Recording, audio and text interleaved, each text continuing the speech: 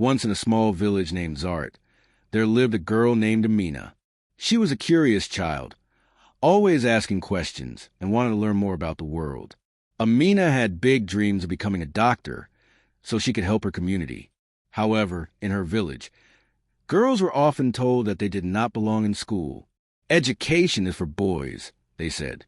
Amina's family was supportive, especially her father, Mr. Khalid.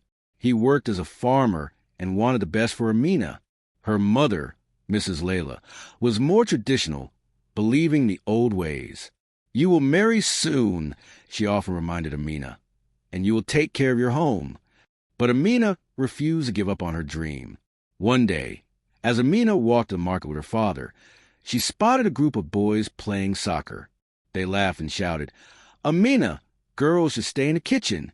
Amina felt her heart sink. She wanted to shout back, but instead, she held her father's hand tightly. "You can say something to them," she whispered nervously. Mr. Khalid smiled and said, "No, Amina, let your success be the answer." That day, he promised to take Amina to school, even when others said it was a waste of time. Every morning, they would walk together to the schoolhouse. It was a small building made of clay bricks and had a rusty metal roof. Inside, a kind teacher named Mr. Rahim welcomed Amina. He believed in her. Days turned into weeks, and Amina learned quickly. She loved reading stories, especially about great women who changed the world. But as Amina thrived in her studies, challenges arose. Other children in her village whispered behind her back. "What a waste of time," they would say. Even some women in the village frowned at her. "Does she not know her place?" they scoffed. One evening, after a tiring day at school, Amina sat at the dinner table, troubled. "Father, why do people say girls don't belong in school?" she asked. Mr. Khalid looked at her seriously. "Amina, many fear change. They do not know what girls can achieve. But it is your choice to prove them wrong."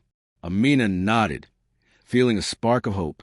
One day at school, Mr. Rahim announced a science competition. It would showcase students' projects.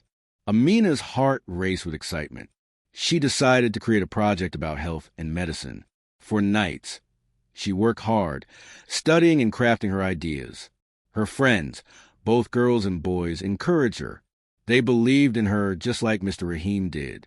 On the day of the competition, Amina stood in front of the judges with her project. She described how important health care was for everyone, especially in her village. As she spoke, she could see her father in the crowd, his eyes shining with pride. The judges listened carefully and asked Amina many questions. She answered them confidently, and soon the competition ended. Days passed, and the results were announced. Amina won first place. When the principal called her name, a wave of joy swept over her. "This is for all the girls who want to learn," she thought. The villagers were surprised. They had never seen a girl win such an honor.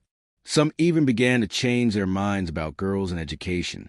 Now, Amina became the inspiration of her village. More families started sending their daughters to school.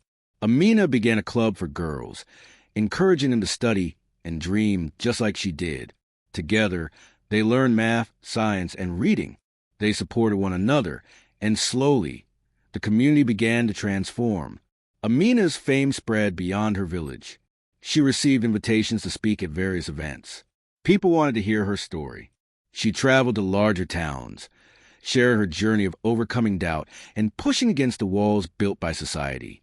Each place she visited, girls would line up to see her, their eyes wide with admiration. "If Amina can do it, so can we," they would say. One day, an important organization reached out to Amina. They wanted her to be a part of a global campaign promoting girls' education. Amina was excited but nervous. She had never spoken on such a large platform before. "I can't do this," she thought at first. But then she remembered her father's words about proving people wrong. On the day of the event, Amina stepped onto a stage filled with thousands of faces. She took a deep breath and began to speak. "Hello, everyone, my name is Amina. I was told that girls do not belong in school. But education is not just a right. It's a powerful tool. It opens doors and enables us to help our families and communities. I stand here today as proof that a girl can dream, learn, and inspire. The audience erupted in applause. Amina's story touched many hearts, and she felt an overwhelming sense of belonging and purpose. After her speech, girls from all over the world reached out to her, sharing their stories, dreams, and struggles. They were inspired by Amina's courage and determination.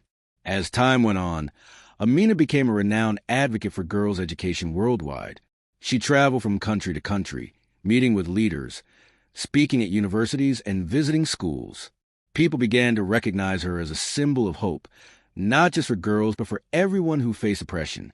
Years later, Amina returned to her village. She found her community transformed. Schools were full of girls eager to learn. Amina smiled brightly as she walked through familiar streets.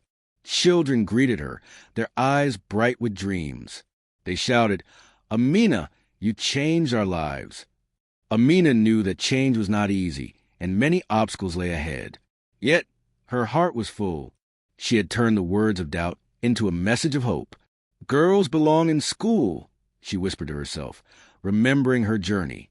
With love, determination, and support, she had inspired millions, and she will continue to inspire generations to come.